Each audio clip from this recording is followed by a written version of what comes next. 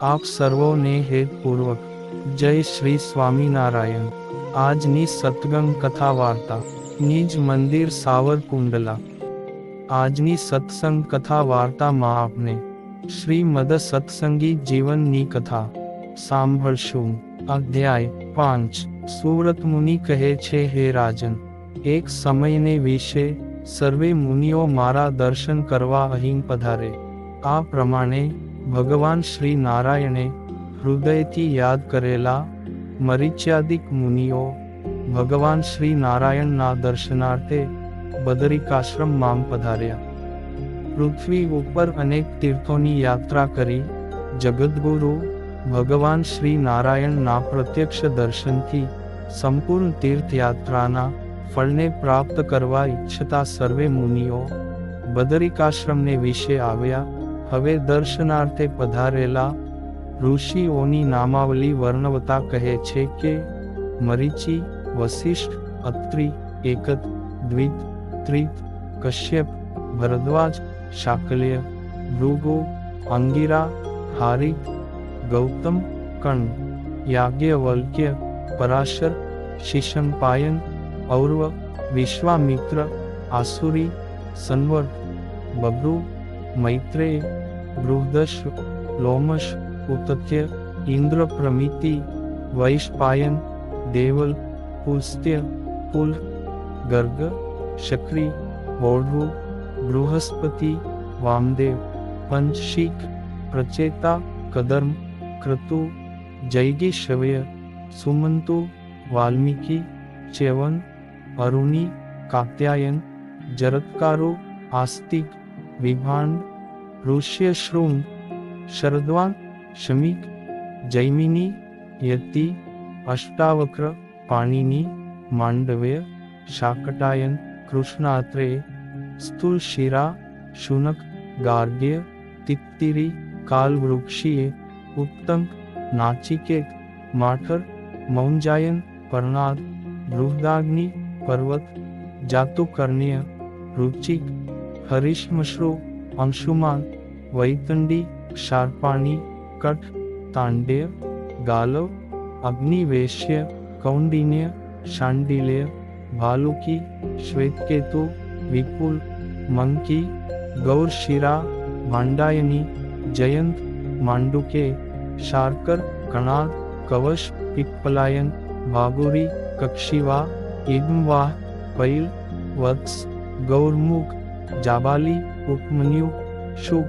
વેદશિરા, મેધાતિથિ, આષ્ટિશેણ, અથર્વા, ઇન્દ્રપ્રમદ, કુશિક, નરદ, શંખ, લિખિત, સુપ્પા, શુક્ર, પ્રાણ, દાલ્ભ્ય, વિદ્ધવ્ય, સાવર્ણ્ય, ઉદ્દાલક, સાવેતસ, વૈતહવ્ય, સાવણી, ભાર્ગવ, ગોભીલ, જાજલી, યાસ્ક, કાશ્યપ, વાત્સ્ય, નૈધ્રુ, સૌભરી, શૌનક, અગસ્ત્ય, મુદ્ગલ, સૈંધવાયન, સારસ્વત, બુરિશેણ, દેવરાત તથા અકૃતવર્ણ વગેરે ત્યાં પધાર્યા।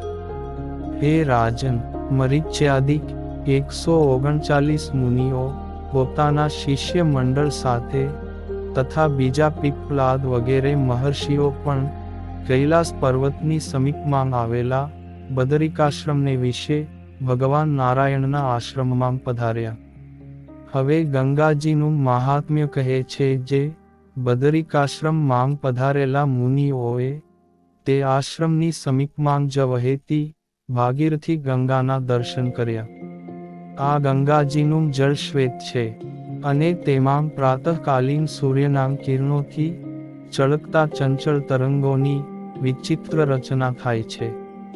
ઊંચે અથડાતા મહાતરંગોના ધ્વનિથી દશે દિશાઓને શબ્દાયમાન કરનાર આ ગંગા નદી સગર રાજાના ભસ્મસાત થયેલા 60,000 પુત્રોને મુક્તિ આપનારી છે।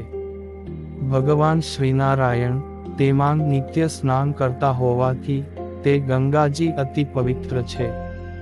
તે ગંગાજીનું દર્શન અને સ્મરણ કરવા માત્રથી જન્મ જન્માંતરના સમગ્ર સંચિત પાપના સમૂહને વિનાશ કરનાર છે। તો પ્રત્યક્ષ સ્પર્શ કરવાથી પાપ દૂર થાય એમાં તો શું કહેવું। ગંગાજીના નામનું ઉચ્ચારણ કરવા માત્રથી દૂર વસતા મનુષ્યોના પણ પાપ નાશ પામે છે. ગંગાજીના સંબંધ માત્રથી જ કિકટ આદિક અનાર્ય દેશો પણ સત્પુરુષો એ સેવવા યોગ્ય તેમજ પાવનકારી પુણ્યકારી બનેલા છે. અને આ ગંગાજીના સંબંધ વિના તો મહા ઐશ્વર્ય અને સમૃદ્ધિથી સંપન્ન દેશો પણ જળ વિનાની નદીઓની જેમ નિંદનીયપણાને પામે છે. આ લોકને વિશે ગંગાજીના સેવનથી જેવી ઉત્તમ ગતિ પ્રાપ્ત થાય છે તેવી અનેક પ્રકારના વ્રત તપ અને યજ્ઞાદિકે કરીને પણ નથી થતી. તેમજ ચાંદ્રાયણ વ્રત મંત્ર પુરસ્ચરણ તથા તીર્થ સેવન વગેરે સાધનો નામ અનુષ્ઠાન કરવાથી જેવી શરીરની શુદ્ધિ થાય છે તેવી જ શુદ્ધિ આ ગંગાજીના પવિત્ર જળના માત્ર એક બૂંદના આચમન માત્રથી થાય છે. અનેક પ્રકારના યજ્ઞ યાગાદિક પુણ્યકર્મ કરવાના પરિશ્રમ વિના પણ પાપી જીવાત્માઓ ગંગાજીના એકવાર સેવન માત્રથી જ સૂર્યની કાંતિ સરખા પ્રકાશમાન વિમાનમાં બેસીને તત્કાળ સ્વર્ગે સીધાવે છે. અને તેથી જ આ નદી સમાન મહિમાવંત બીજી કોઈ શ્રેષ્ઠ નદી નથી. આ ગંગાજી તો પાર્વતી દેવી સાથે બિરાજતા મહાદેવ શ્રી શિવજીના જટા મુકુટના એક મુખ્ય આભૂષણ રૂપ છે. ઇન્દ્રે સહિત દેવો અને ગંધર્વાદિક દેવગણો નિરંતર આ ગંગાજીનું સેવન કરે છે. મુક્ત ભાવને પામેલા મુનિજનો તથા મુક્ત થવાની ઈચ્છાવાળા મુમુક્ષુજનોને પણ સેવવા યોગ્ય છે. વળી સકલ મનોરથને સિદ્ધ કરનારી હોવાથી સાંસારિક સમગ્ર ભોગની ઈચ્છાવાળા સકામી મનુષ્યોએ પણ નિરંતર સેવવા યોગ્ય છે. અરે કોઈ અન્ય સ્થળમાં મૃત્યુ પામેલા પુરુષનું અસ્થિ માંસભક્ષી પક્ષીના મુખ માંગથી આ ગંગાજીના પવિત્ર જળને વિશે પડે તો પણ તેનો જીવ તે જ ક્ષણે દેવલોકની પદવીને પ્રાપ્ત કરે છે. તો પછી આ ગંગાજીના જળનું પ્રત્યક્ષ સેવન કરનારા મનુષ્યો સ્વર્ગના સુખને પ્રાપ્ત કરે તેમાં તો કહેવું જ શું. કારણ કે સકલ પુણ્યના નિધિ ભગવાન શ્રીનારાયણ તનુઆદિક મુનિઓ સાથે ગંગાજીના જળમાં પ્રતિદિન જળ ક્રીડા કરે છે. માટે આવા ગંગાજીના મહિમાનું વર્ણન કરવા આ પૃથ્વી ઉપર કોણ સમર્થ થઈ શકે? અર્થાત કોઈ સમર્થ નથી. મરીચ્યાદિક મુનિઓએ શાસ્ત્રોક્ત વિધિથી શ્રદ્ધાપૂર્વક ગંગા સ્નાન કર્યું. ત્યારબાદ પ્રાતઃકાલીન સંધ્યા વંદનાદિક નિત્ય કર્મ પૂર્ણ કરીને ભગવાન શ્રી નારાયણના દર્શન કરવા માટે વિશાલા નામે બોરડીની સમીપે આવ્યા. મરીચ્યાદિ મુનિઓએ ગગનચુંબી વિશાલા નામે સુપ્રસિદ્ધ બોરડીના વૃક્ષ નીચે વેદિકા ઉપર વિરાજમાન થયેલા ભગવાન શ્રી નર ઋષિના દર્શન કર્યા. તે ભગવાન શ્રીનર સુવર્ણ સમાન ઉજ્જવલ કાંતિયુક્ત હતા. તેમના મસ્તક પર જટાજૂટનો મુકુટ શોભતો હતો તથા આશ્રમના નિવાસી મુનિઓએ પૂજામાં અર્પણ કરેલા પુષ્પના તોરાઓ ધારણ કર્યા હતા. તેમના લલાટને વિશે ઉર્ધપુંડ્ર તિલક શોભતું હતું. કંઠમાં તુલસીની માળા ધારણ કરી હતી. આ રીતે શ્વેત વસ્ત્રથી ભગવાન શ્રી નરની છબી અદ્ભુત શોભતી હતી. કવિ, હરિ, અંતરિક્ષ, પ્રબુદ્ધ, પીપ્પલાયન, આવિર્હોત્ર, દ્રુમલ, કરભાજન, ચમસ આ નવ મુખ્ય મહાયોગેશ્વરો અને બદરિકાશ્રમ માંગ જ રહેલા કલાપ ગ્રામના નિવાસી તનુઆદિ મહર્ષિઓ સાથે ભગવાન શ્રી નર શોભતા હતા. દ્વિભુજ, નવીન મેઘની સમાન શ્યામ વર્ણિના વેશને ધારણ કરનાર, તપશ્ચર્યાથી શરીરને કૃશ કરનારા તથા પ્રસન્ન મુખવાળા નર ભગવાનના દર્શન કરીને મરીચ્યાદિ મુનિઓ અતિ હર્ષને પામ્યા. ત્યાર પછી જગતના ગુરુ અને બ્રહ્મવેત્તાઓમાં અગ્રેસર શ્રી નર ઋષિએ પણ પોતાને અત્યંત વહાલા સંતોના દર્શન થતાંની સાથે જ સહર્ષ સન્મુખ જઈ નમસ્કાર કર્યા. આનંદી હૃદયવાળા મુનિઓએ પણ નર ઋષિને ભેટીને આદર સત્કાર કર્યો. શ્રી નર ભગવાને અર્પણ કરેલા દર્ભ અને તૃણના આસનો ઉપર મરીચ્યાદિક મુનિઓ બિરાજમાન થયા.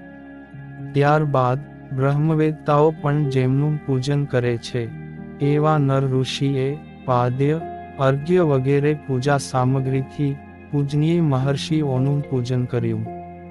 હવે સંત અને સત્સંગનો અલૌકિક મહિમા કહે છે જે આ પ્રમાણે શ્રીનર ઋષિએ દેશકાળને અનુસારે મુનિઓનો યોગ્ય આતિથ્ય સત્કાર કર્યો અને વિનયથી નમ્ર ભાવે મુનિઓની સમીપે પધારીને તેમને આ પ્રમાણે કહેવા લાગ્યા કે હે સંતો, તમારા દર્શનથી આજે મને આનંદ થયો છે. આ સંસારમાં બધા જ પદાર્થો સુખેથી પ્રાપ્ત થઈ શકે છે, પરંતુ તમારા જેવા પવિત્ર સંતોનો સમાગમ મળવો અતિ દુર્લભ છે. બ્રહ્મદર્શી સંત પુરુષોમાં પણ તમે શ્રેષ્ઠ છો, કારણ કે તપોનિધિ ઋષિ સ્વરૂપ શ્રી નારાયણ ભગવાનને વિશે તમારી મતિ સ્થિર વર્તે છે. મહા ઐશ્વર્ય સંપન્ન તેમજ બદરીવન વલ્લભ ભગવાન શ્રી નારાયણ, જેમના હૃદય કળમને વિશે પ્રત્યક્ષ વિરાજમાન હોય તેવા સત્પુરુષોને જ અમે સૌથી શ્રેષ્ઠ માનીએ છીએ. તમે સર્વે મુક્ત પુરુષો દ્રષ્ટિ માત્રથી જ મનુષ્યોને પાવન કરો છો. તેથી જ આ સંસારમાં આસક્ત જીવાત્માઓને તમારો સમાગમ થવો અતિશય દુર્લભ છે. હે સંતો, જેને આ ભવ સાગર માંથી મુક્ત થવાનો સમય નજીક આવ્યો હોય તેને જ તમારા જેવા સત્પુરુષોનો સમાગમ પ્રાપ્ત થાય છે. અને તમારા સમાગમથી જ શ્રી નારાયણ ભગવાનના સ્વરૂપમાં ગાઢ પ્રીતિ થાય છે. અને તે પ્રીતિને કારણે શરીર, ઘર, પુત્ર, સ્ત્રી વગેરે પદાર્થો માંગથી આસક્તિના બંધનો છેદાય છે.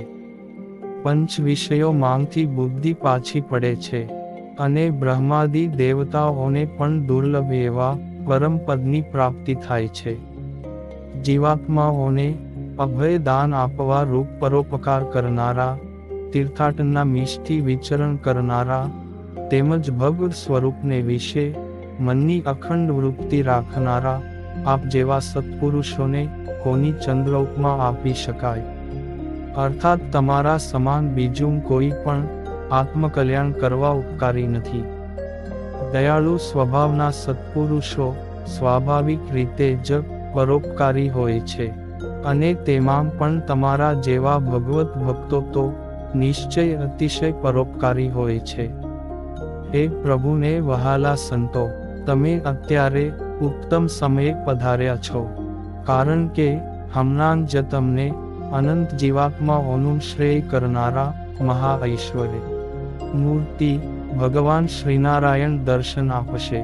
પ્રતિદિન પોતાના દર્શનાર્થે આવતા મુનિઓ અને દેવતાઓને શ્રી નારાયણ ભગવાન આ અવસરે જ દર્શનનો લાભ આપે છે. નૈષ્ઠિક બ્રહ્મચારીઓએ નિત્ય કરવા યોગ્ય પૂર્વાહ્નિક નિત્ય કર્મ સમાપ્ત કરીને શ્રી નારાયણ ઋષિ આ અવસરે દર્શન દેવા પધારે છે. સુવ્રત મુનિ કહે છે કે હે રાજન, આ પ્રમાણે મધુર વાણીથી સત્કાર કરતા નર ઋષિ પ્રત્યે તેમનો મહિમા જાણનારા મુનિઓ પ્રસન્ન મનથી કહેવા લાગ્યા કે હે નરોત્તમ, અમે સર્વે મુનિઓ તમને જગતના સ્વામી અને અનેક બ્રહ્માંડોના નિયંતા જાણીએ છીએ. નિરંતર ભગવાન શ્રી નારાયણની સેવામાં તત્પર બનીને તપશ્ચર્યા કરતા હોવા છતાં પણ તમે શ્રી નારાયણની જેમ જ ઈશ્વર છો એ પ્રમાણે અમે સમજીએ છીએ. તમે સર્વેના સ્વામી છો. દેવો અને ઋષિઓ પણ તમને વંદન અને પૂજન કરે છે, કારણ કે તમે શ્રી વાસુદેવ પુરુષોત્તમ મૂળ એક સ્વરૂપે હોવા છતાં નર અને નારાયણ એમ બે સ્વરૂપે ભાસો છો. હે નર પ્રભુ, ભગવાન શ્રી નારાયણ નામ મત્સ્ય, જવ, અંકુશ, વજ્ર, કળશ, કમળ, ઉર્ધ્વરેખા આદિ ચિહ્નોથી યુક્ત ચરણ કમળ વડે અંકિત થયેલી આ ભારત ભૂમિ અતિ ધન્ય ભાગી થઈ છે. ભગવાન શ્રીનારાયણે કરુણામય દ્રષ્ટિથી નિહાળેલી આ વૃક્ષ પંક્તિને પણ ધન્ય છે. ભક્ત પ્રિય શ્રી નારાયણના આ બદરિકાશ્રમ માંગ દર્શન થવાથી અમે સર્વ મુનિઓ પણ મહાભાગ્યશાળી થયા છીએ. ઇતિ શ્રીમદ સત્સંગી જીવને નારાયણ ચરિત્રે ધર્મશાસ્ત્રે પ્રથમ પ્રકરણે મરીચ્યાદિક મુનિઓનું આગમન અને નર ભગવાનના દર્શન નિરૂપણ નામે 5મો અધ્યાય સંપૂર્ણ. અને હવે પછીની કથા વાર્તા આપને આગળના ભાગમાં સાંભળશું. અત્યારે આપ સર્વોને ભાવથી જય શ્રી સ્વામિનારાયણ.